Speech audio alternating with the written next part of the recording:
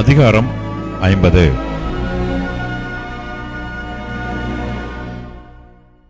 கர்த்தர் தீர்க்கதரிசியாகிய எரேமியாவைக் கொண்டு பாபிலோனுக்கும் கல்தேயர் தேசத்துக்கும் விரோதமாக உரைத்த வசனம்.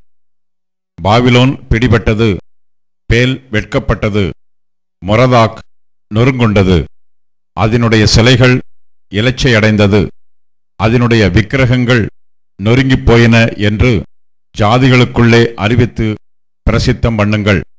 இதை மறைக்காமல் கொடியேற்றி விளம்பரம் பண்ணுங்கள்.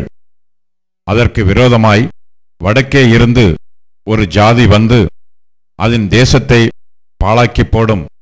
அதிலே குடியிருப்பார் இல்லை, மனுஷரோட மிருகங்களும் ஓடிப்போய்விடும். அந்நாட்களிலும் அக்காலத்திலும் இஸ்ரவேல் புத்திரர் வருவார்கள்.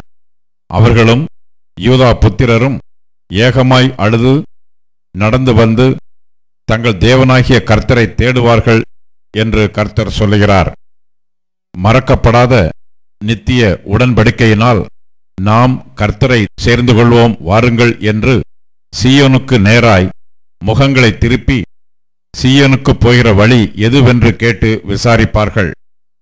என் ஜனங்கள் காணாமற் போன ஆடுகள், அவர்களுடைய மேய்ப்பர்கள் அவர்களை சிதறப்பண்ணி பர்வதங்களில் அலைய விட்டார்கள். ஒரு மலையிலிருந்து மறுமலைக்கு போனார்கள், தங்கள் தொழுவத்தை மறந்து விட்டார்கள். அவர்களை கண்டுபிடித்தவர்கள் எல்லாரும் அவர்களை பட்சித்தார்கள். அவர்களுடைய சத்துருக்கள் எங்கள் மேல் குற்றமில்லை, அவர்கள் நீதியின் வாசஸ்தலத்திலே கர்த்தருக்கு விரோதமாக தங்கள் பிதாக்கள் நம்பின கர்த்தருக்கு விரோதமாகவே பாவம் செய்தார்கள் என்றார்கள். பாபிலோனின் நடுவிலிருந்தோடி கல்தேயரின் தேசத்தை விட்டு புறப்பட்டு மந்தையின் முன் நடக்கும் கடாக்களைப் போல் இருங்கள். இதோ, நான் பாபிலோனுக்கு விரோதமாக வடதேசத்தில் இருக்கும் பெரிய ஜாதிகளின் கூட்டத்தை எழுப்பி அதை வரப்பண்ணுவேன். அவர்கள் அதற்கு விரோதமாக ஆயத்தம் பண்ணுவார்கள். அங்கே இருந்து வருகிறவர்களால் அது பிடிக்கப்படும். அவர்களுடைய அம்புகள் சாமர்த்தியமுள்ள பராக்கிரமசாலியின் அம்புகளைப் போல் இருக்கும். அவைகள் விருதாவாய் திரும்புவதில்லை. கல்தேயா கொள்ளையாகும், அதை கொள்ளையிடுகிறவர்கள் எல்லாரும் பரிபூரணமடைவார்கள் என்று கர்த்தர் சொல்லுகிறார். என் சுதந்திரத்தை கொள்ளையிட்ட நீங்கள் சந்தோஷித்தீர்களே, களி கூர்ந்தீர்களே. புல் மேய்ந்து கொளுத்த கடாரியைப் போல் பூரித்து வலிய ரிஷபம் போல் முக்காரம் போடுகிறீர்களே.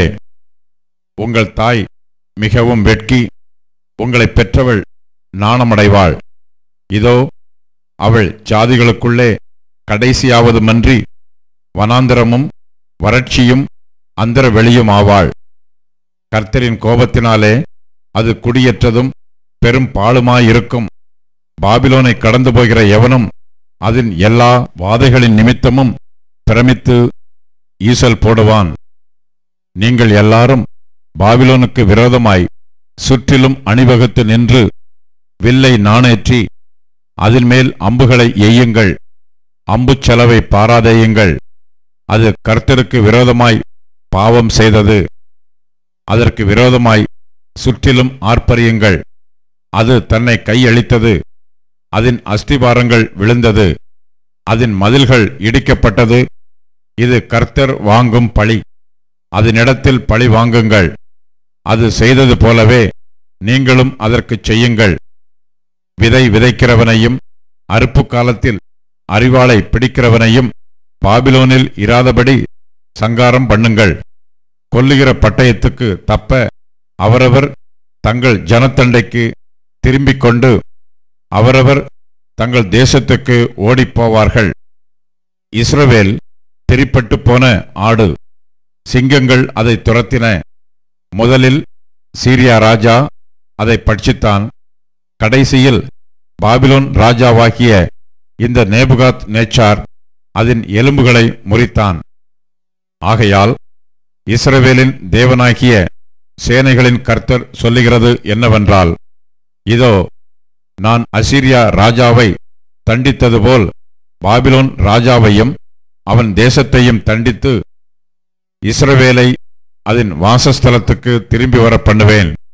அப்பொழுது அது கர்மேலிலும் பாசானிலும் மேயும், எப்பிராயீமின் மலைகளிலும் கீலேயாத்திலும் அதன் ஆத்துமா திருப்தியாகும்.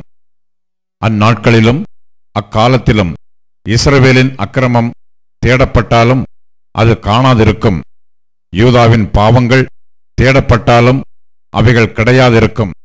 நான் மீதியாக வைக்கிறவர்களுக்கு மன்னிப்பேன் என்று கர்த்தர் சொல்லுகிறார். மெரதாயிம் தேசத்துக்கு விரோதமாகவும் பேகோடு குடிகளுக்கு விரோதமாகவும் நீ போய் அவர்களை துரத்தி யாவையும் பாழாக்கி சங்காரம் பண்ணி நான் உனக்கு கட்டளையிட்டபடியெல்லாம் செய் என்று கர்த்தர் சொல்லுகிறார். தேசத்திலே யுத்தத்தின் சத்தமும் மகா சங்காரமும் உண்டு. சர்வ பூமியின் சம்மட்டி எப்படி முறித்து உடைக்கப்பட்டது, ஜாதிகளுக்குள்ளே பாபிலோன் எப்படி பாழாய்ப் போயிற்று. பாபிலோனே, உனக்கு கண்ணியை வைத்தேன், நீ அதை அறியாமல் அதிலே சிக்குண்டு போனாய். நீ அகப்பட்டும் பிடிபட்டும் போனாய். நீ கர்த்தரோடே யுத்தம் கலந்தாயே. கர்த்தர் தம்முடைய ஆயுதசாலையை திறந்து தம்முடைய சினத்தின் அஸ்திராயுதங்களை எடுத்துக்கொண்டு வந்தார். இது கல்தேயர் தேசத்திலே சேனைகளின் கர்த்தராகிய ஆண்டவர் செய்கிற கிரியை. கடையாந்திரத்திலிருந்து அதற்கு விரோதமாக வந்து அதன் களஞ்சியங்களை திறந்து குவியல் குவியலாக குவித்து அதில் ஒன்றும் மீதியாகாதபடிக்கு அதை முற்றிலும் அழித்து போடுங்கள். அதன் காளைகளையெல்லாம் வெட்டுங்கள், அவைகள் கொலைக்களம் சேரக்கடவது. ஐயோ, அவர்கள் விசாரிக்கப்படும் நாள் வந்ததே. நம்முடைய தேவன் பழி வாங்கினதை, அவர் தமது ஆலயத்துக்காக பழி வாங்கினதையே சீயோனிலே அறிவிக்கும்படிக்கு பாபிலோன் தேசத்திலிருந்து தப்பி ஓடி வந்தவர்களின் சத்தம் கேட்கப்படும். பாபிலோனுக்கு விரோதமாய் வரும்படி வில் வீரரை அழையுங்கள். வில் வளைக்கிறவர்களே, நீங்கள் எல்லாரும் அதற்கு விரோதமாய் சுற்றிலும் பாளையமிறங்குங்கள். ஒருவரையும் தப்ப விடாதிருங்கள். அதன் கிரியைக்கு தக்க பலனை அதற்கு சரிக்கட்டுங்கள். அது செய்ததின் படியெல்லாம் அதற்கு செய்யுங்கள். அது இஸ்ரவேலின் பரிசுத்தராகிய கர்த்தருக்கு விரோதமாக இடும்பு செய்தது. ஆகையால் அதன் வாலிபர் அதன் வீதிகளில் விழுவார்கள். அதன் யுத்த வீரர் எல்லாரும் அந்நாளிலே சங்காரமாவார்கள் என்று கர்த்தர் சொல்லுகிறார். இதோ, இடும்புள்ளவனே, நான் உனக்கு விரோதமாக வருகிறேன் என்று சேனைகளின் கர்த்தராகிய ஆண்டவர் சொல்லுகிறார். நான் உன்னை விசாரிக்கும் காலமாகிய உன்னுடைய நாள் வந்தது. இடும்புள்ளவன் இடறி விழுவான், அவனை எடுத்து நிறுத்துவார் இல்லை. நான் அவனுடைய பட்டணங்களில் அக்கினியை கொளுத்துவேன், அது அவன் சுற்றுப்புறத்தார் எல்லாரையும் பட்சிக்கும். சேனைகளின் கர்த்தர் சொல்லுகிறது என்னவென்றால், இஸ்ரவேல் புத்திரரும் யூதா புத்திரரும் ஏகமாய் ஒடுங்குண்டார்கள். அவர்களை சிறையாக்கின யாவரும் அவர்களை விடமாட்டோம் என்று கெட்டியாய் பிடித்து கொண்டார்கள். அவர்களுடைய மீட்பரோவெனில் வல்லமையுள்ளவர், சேனைகளின் கர்த்தர் என்பது அவருடைய நாமம். தேசத்தை இளைப்பார பண்ணுவதற்கும் பாபிலோன் குடிகளை தத்தளிக்க பண்ணுவதற்கும் அவர்களுடைய வழக்கை அவர் நடத்துவார். பட்டயம் கல்தேயர் மேலும் பாபிலோன் குடிகள் மேலும் அதனுடைய பிரபுக்கள் மேலும் அதனுடைய ஞானிகள் மேலும் வரும் என்று கர்த்தர் சொல்லுகிறார். பட்டயம் பொய்களை பிணைக்கிறவர்கள் மேலும் வரும், அவர்கள் பைத்தியக்காரராவார்கள். பட்டயம் அதன் பராக்கிரமசாலிகள் மேலும் வரும், அவர்கள் கலங்குவார்கள். பட்டயம் அதன் குதிரைகள் மேலும் அதன் ரதங்கள் மேலும் அதில் நடுவில் இருக்கிற பல ஜாதியான ஜனங்கள் யாவர் மேலும் வரும், அவர்கள் பேடிகளாவார்கள். பட்டயம் அதன் பொக்கிஷங்களின் மேலும் வரும், அவைகள் கொள்ளையாகும். வறட்சி அதன் தண்ணீர்கள் மேலும் வரும், அவைகள் வறண்டு போம். அது விக்கிரக தேசம், அருக்களிப்பான சிலைகளின் மேல் மனமயங்கி இருக்கிறார்கள். ஆகையால் காட்டு மிருகங்களும் ஓரிகளும் அதிலே குடியிருக்கும், கோட்டான்கள் அதிலே தங்கும். இனி என்றென்றைக்கும் அது குடியேற்றப்படுவதில்லை. தலைமுறை தலைமுறையாக ஒருவரும் அதில் சஞ்சரிப்பதுமில்லை. தேவன் சோதோமையும் கொமோராவையும் அதன் சுற்றுப்புறங்களையும் கவிழ்த்து போட்டது போல இதையும் கவிழ்த்து போடுவேன் என்று கர்த்தர் சொல்லுகிறார். ஒருவரும் அதில் குடியிருப்பதில்லை, ஒரு மனுபுத்திரனும் அதில் தங்குவதுமில்லை. இதோ, வடக்கே இருந்து ஒரு ஜனமும் பெரிய ஜாதியும் வரும். பூமியின் எல்லைகளிலிருந்து பலத்த ராஜாக்கள் எழும்புவார்கள். அவர்கள் வில்லும் வேலும் பிடித்து வருவார்கள். அவர்கள் இரக்கமில்லாத கொடியர். அவர்கள் இரைச்சல் சமுத்திர இரைச்சல் போல் இருக்கும்.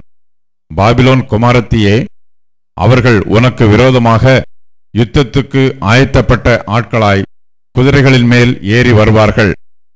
அவர்கள் வருகிற செய்தியை பாபிலோன் ராஜா கேட்கையில் அவன் கைகள் தளரும். இடுக்கமும் பிரசவ வேதனைப்படுகிறவளுக்கு உண்டாகும் வேதனையைப் போன்ற வேதனையும் அவனை பிடிக்கும்.